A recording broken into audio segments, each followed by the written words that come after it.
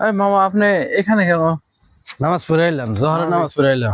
তাই এই পাশে আইছো কি জন্য? দেখলাম যে এই দিক দিয়ে বলদিয়ার মেলার দাম তো, এই জন্য দেখলাম যে যাই যা যদি কিছু পাই। তাই হ্যাঁ, এই গাড়ি দিয়ে অনেকদিন ধরে পড়ে হয়েছে। গাড়ির ওপাশে ওটা কি দেখো তো? ও দেখি তো,